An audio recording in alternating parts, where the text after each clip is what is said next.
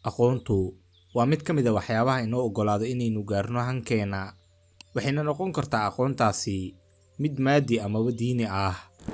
Culimada Islaamkana kolka ay ka hadlayaan weeleynta cilmiga, waxay had iyo jeer dadka oo dhan ku boori jireen inay bartaan cilmiga loo yaqaano cilmul xaalka, waayo waa cilmiga qofka muslimka ah u sahlayo inuu si dhab ah ugu xirmo Alle subxaanahu wa tacaala, ugana badbaado wadadii Yahuudda iyo weliba Nasaarada. Sidoo kale 2019 kolkii uu dhacay coronavirus, habka ugu fudud ee looga fogaan karo cudurkaasi waxa uu ahaa in nadaafad lagu dadaalo, lana hakiyo isdhex socodka dadka. Si hanaankii la soo jeediyey waxa uu ahaa mid la mid ah midkii uu Islaamka inagu amray muddo 1400 oo sano ka hor, waxaana intaasi sii dheer oo la ogaaday in weeysada iyo oogista salaada laga helo caafimaad fara badan.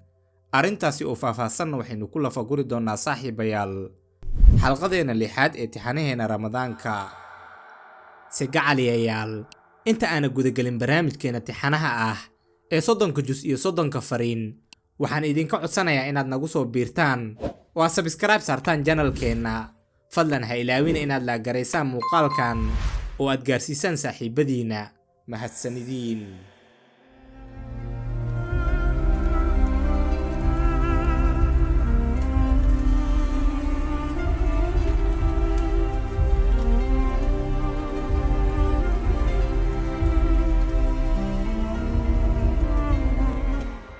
وحو الله سبحانه وتعالى آيات 6 سورة المائدة كيري: يا أيها الذين آمنوا إذا قمتم إلى الصلاة فاغسلوا وجوهكم وأيديكم إلى المرافق وامسحوا برؤوسكم وأرجلكم إلى الكعبين وإن كنتم جنبا فاطهروا وإن كنتم مرضى أو على سفر أو جاء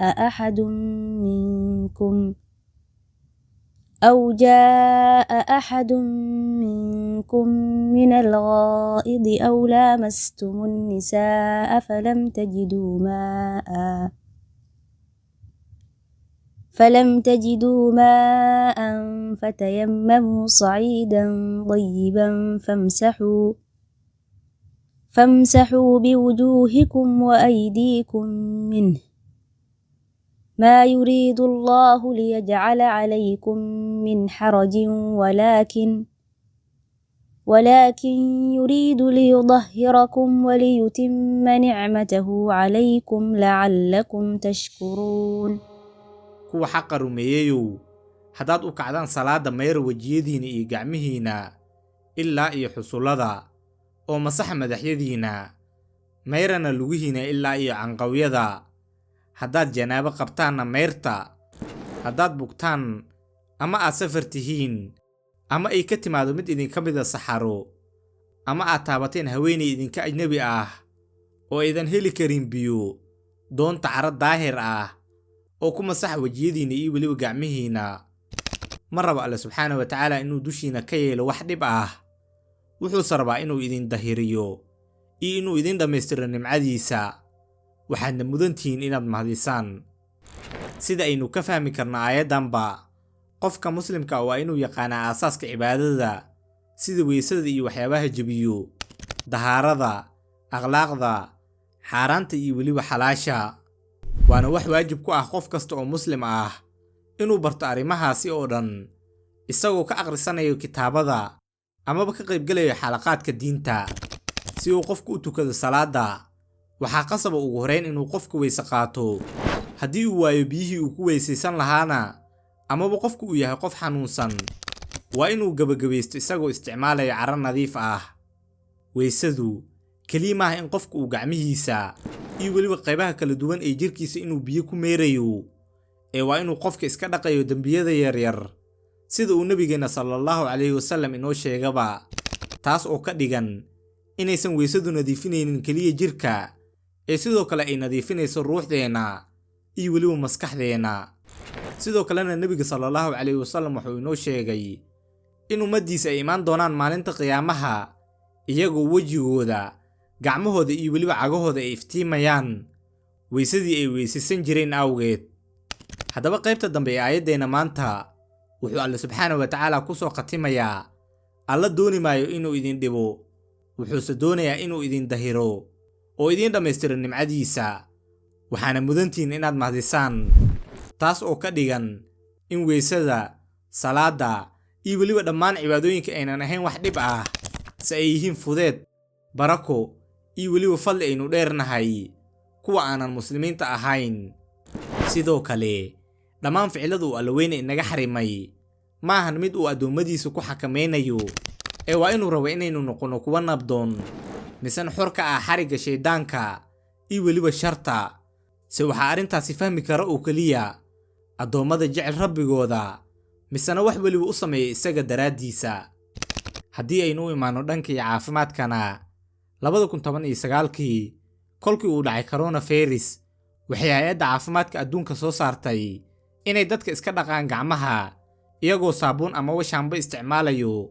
sidoo kale waxay soo jeedisay in dunida oo dhan lagu soo rogo bandow ah isku socodka dhanka iyo dadka si loo yareeyo xaddiga faafitaanka cudurka, halka diinteena suuban ayba ina amartay inaan maalin weliba ugu yaraan 5 jeer weyse qaadano si aan u dukanno salaadaha waajibka ah. sidoo kalena nabigeena sallallahu calayhi wasallam waxa uu inagu yiri, haddii adinkoo meel jooga uu ka dilaaco cudur, goobtaasi ha ka bixinina. haddii aad maqashaan adinkoo goobtaasi ku wajahanna ha galilina goobtaasi. waana isla xakamayntii la isticmaalay xilligii koroonaha iyadoona loo bixiyey karantiilid. waxaa la sheegaa in ku dhawaad 100,000 oo kiiloomitir oo xididdo ah ay ku jiraan jirka bilaadanka, taas oo ka dhigan haddii dhammaan xididada jirkeena la isku xirxiro inay noqon lahaayeen kuwa ku filan inay ku wareegaan dhulka oogadiisa 2.5 jeer. haddaba sababo kala duwan oo ay ka mid yihiin walbahaarka, caajiska iyo nafaqdarrada qofka aawgii waxaa daciifa gaarsiinta dhiigga uu bombeeyo wadnaheena cirifyada jirka ee aadanaha. cilmibaaris lagu sameeyey dalka Turkigana waxay leedahay habka ugu macquulsan ee looga fogaan karo khatartan waa in la siiyo dabacsanaan xididada qofka isagoo weliba dhalinyaro ah, oo waa in jimicsi gaar ah lagu sameeyo wareegga maskaxda, xididada cagaha iyo gacmaha ee ka fog wadnaha. habka ugu fudud ee tan loo sameeyo waa in biyo marna la furayo marna la xirayo loogu dhaqo xubnahaasi, waana qayb ka mid ah hanaanka aynu u weyse qaadanno. Dr. 𝐻𝐿 oo ah doctor ka tirsan ururka dhaqaatiirta London, sidoo kalena ah xubin ka tirsan guddiga la talinta arrimaha wadnaha iyo daweynta xubnaha gudaha, ayaa yiri saynisyahanadu waxay caddeeyeen in weysada ay kala furfurto murqaha iyo weliba neerfayaasha qofka. sidoo kalena waxay hoos u dhigtaa dhiigkarka, walbahaarka iyo weliba noocyo fara badan oo xanuuno ah. sidoo kale mid ka mid ah saynisyahanada Mareykanka ayaa yiri biyuhu waxay leeyihiin saameyn soo jiidasho leh. si kastaba ha ahaatee, dhibcaha biyaha ee gacmaha iyo wejiga ka dhibco kolkii la weysaysanayo ayaa ah cunsurka ugu muhiimsan ee dejinaya kana yareynaya walbahaarka dadka.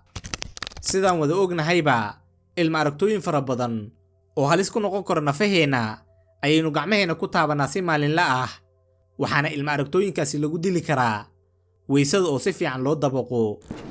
dhanka kale, waxaa iyadana la isku waafaqsan yahay in salaadu tahay caafimaad dhammaystiran, oo salaadu waxay kor u qaadaa xasiloonida qofka iyadoona hoos u dhigto hormoonada walaaca sida hormoonka loo yaqaano cortisol. sidoo kale waxay yareysaa garaaca wadnaha iyo cadaadiska dhiigga. daraasad la sameeyey ayaa lagu ogaaday in jabka lafaha ay ku yar yihiin dadka 20 jirada ah 30%, laakiin ay ku badan yihiin duquushaha. sababtuna waa kala furanka lafaha. dhaqdhaqaaqyada salaadana waxay xoojiyaan lafaha, carjawda iyo weliba kala goosyada, iyagoona inaga caawiya ka hortagga lafa jileeca iyo weliba qataaranka kala goosyada. aadanuhu haddii uu meel fadhiyo oo uusan dhaqaaqin weliba muddo dheer, waxaa ka dhasha fadhigaasi cudurro fara badan oo ay ka mid yihiin cudurrada ku dhaca wadnaha, cadaadiska dhiigga oo liita iyo xanuunada sidoo kale saameeya kala goosyada. haddaba salaadu waxay ka qayb qaadataa dhaqdhaqaaqaasi qofeed iyadoona xanuunadaasi si dadban uga hortagto inay qofka ku dhacaan. sidoo kale jirka bini'aadamka wuxuu ka kooban yahay murqo iyo lafo muruqyaduna waxay ka yihiin jirka ragga 42%, halka midka dumarkana ay ka yihiin 36%. inta lagu guda jiro salaada dhammaan murqaha jirka waa ay howlgalaan. qofkii tukanayana wuxuu rukuucaa 40 jeer kolkii salaadaha sunnooyinka lagu daro. taasina waxay ka qayb qaadataa xoojinta murqaha, kala goosyada iyo weliba lafdhabarta. rukuucdu sidoo kale waxay taageertaa shaqada kelyaha, waxay hormarisaa dheefshiidka iyadoona isku dheelitirta cadaadiska dhiigga. Dr. Adnan Tarshe isaguna waxa uu sheegay in haweenka uurka leh ee si joogto ah u tukada 5 salaadood ay u dhalaan si fudud oo dabiici ah, maadaama ay salaada yareynayso cabsida iyo kacsanaanta murqaha. sidoo kalena waxay ka hortagtaa waxyeelada ubadka. salaadu waxay u baahan tahay khushuuc iyo weliba feejignaan, taas oo hagaajinaysa maskaxdeena iyo weliba isxakameynta qofka. salaadu siday diinteenu inoo sheegtaba waxay naga reebtaa xumaanta iyo weliba munkarka. tanina waa sababta uu Alle subxaanahu wa tacaala inoogu leeyahay dhammaadka aayadda barnaamijkeena maanta: Alle subxaanahu wa tacaala idinlama rabo wax dhib ah, wuxuuse doonay inuu idin dahiro oo idin dhammaystiro nimcadiisa. waxaadna mudantihiin inaad mahadisaan.